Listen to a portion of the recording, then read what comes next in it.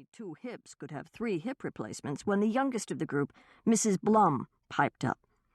"This isn't the first time Lenore's bumped into a lady with a walker. Remember Mary Haas and the Mother's Day brunch? Margaret Hoover and the reflecting pool? Velma Tate and the Christmas tree?" The Quilters considered and agreed that Lenore did appear to have a habit of barreling into the less agile residents of Ocean View Hills.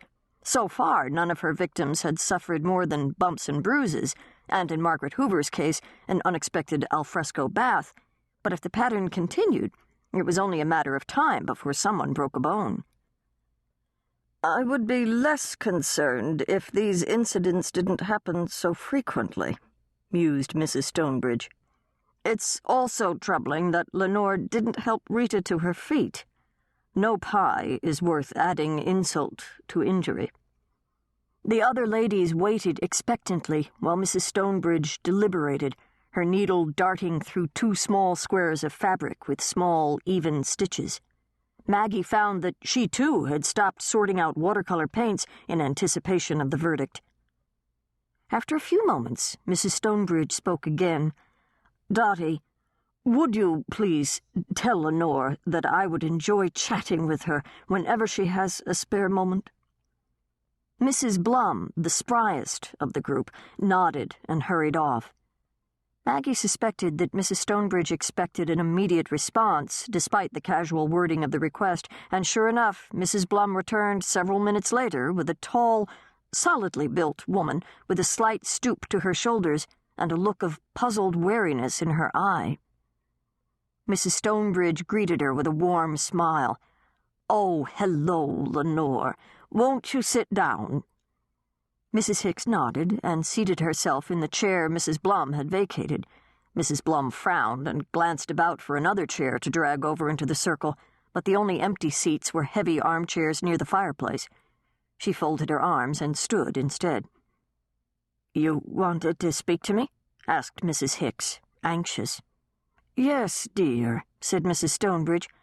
"You see, I'm worried about you." Mrs. Hicks, who had clearly expected to be reprimanded for some forgotten offense, relaxed slightly. "Worried?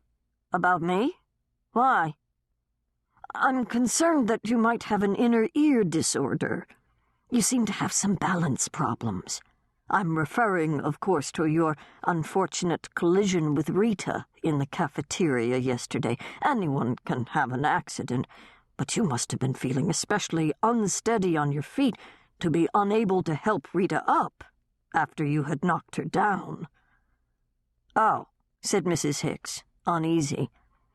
"Well, I was in a hurry, you see, and her friends were there to help her, so I thought she was all right." "It turns out she was," Mrs. Stonebridge reassured her, "but I'm sure you saw that for yourself when you went back later to apologize." Mrs. Hicks said nothing, a guilty, pained expression on her face. "Oh, I see," said Mrs. Stonebridge, sorrowful. "Well, I'm sure your balance troubles are nothing to worry about, but you should get yourself checked out, just in case." "I'll see the doctor today," said Mrs. Hicks in a small voice. "And this is just a thought. Since poor Rita is still bruised from her fall, perhaps you could bring her meals to her until she recovers. The busboys can do that, can't they? It will mean so much more coming from you, don't you agree?" Mrs. Stonebridge smiled. "Should we say a month? Do you think that would do?" Mrs. Hicks agreed, and for the next month, 3 times a day, Rita Talmadge waited at her favorite lunch table while a repentant Mrs. Hicks brought her meals to her on a tray.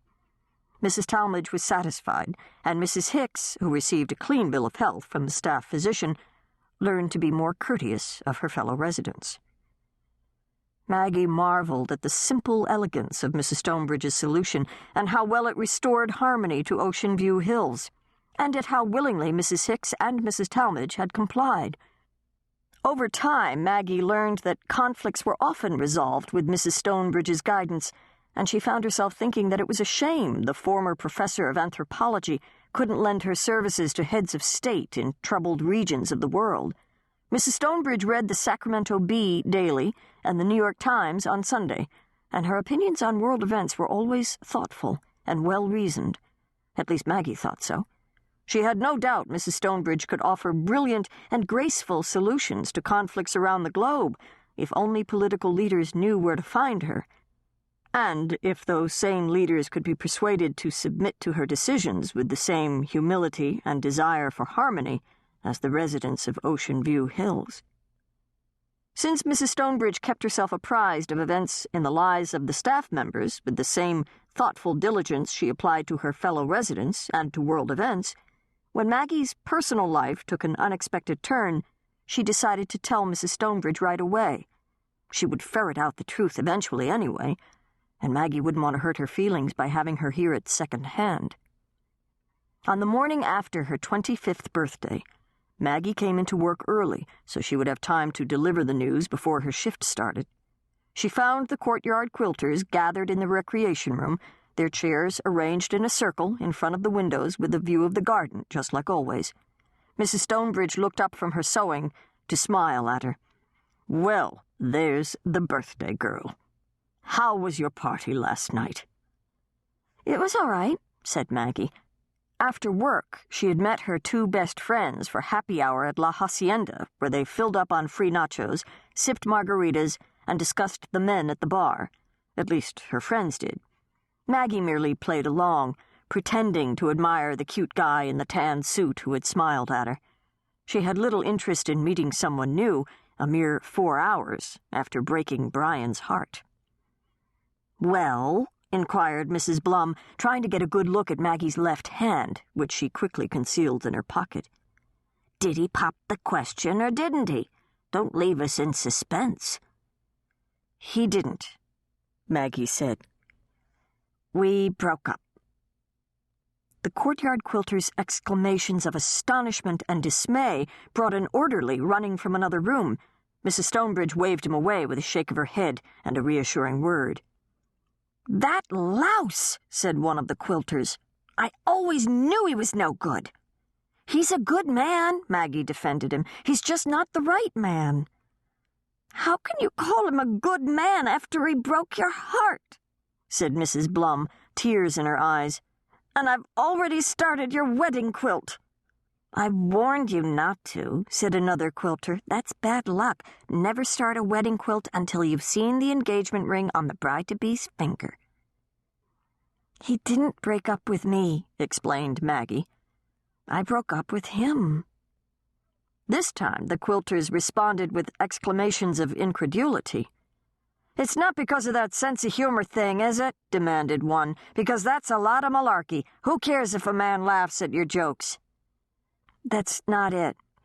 At least, that wasn't the only reason, although Maggie had always been troubled by how out of sync their senses of humor were. She couldn't remember a single time in 3 years that any of her small witticisms or amusing anecdotes had made Brian laugh. Smile politely, perhaps, but not laugh out loud in pleasure or joy. If he had no sense of humor at all, she could have excused it, but he laughed loudly enough at movies, even dramas, and at his friends' corny jokes. What made a person laugh spoke volumes about one's way of looking at the world. Brian's stoic response to things that amused Maggie made her feel as if they were gazing upon the same landscape, but facing opposite directions. She understood the courtyard quilter's astonishment. In their 3 years together, she and Brian had occasionally discussed marriage, but Maggie had assumed their discussions were purely hypothetical.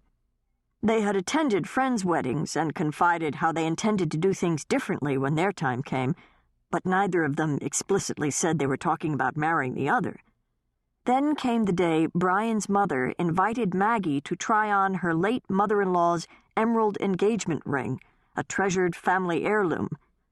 "You'll need to get it sized," she had advised her son as the ring slipped too easily past Maggie's knuckle. Inexplicably, Maggie had been seized by panic. She quickly removed the ring and replaced it in the jewelry box, managing a quick smile for Brian's mother. Had everything been decided without her? Brian's family seemed to assume that he would propose, and that when he did, that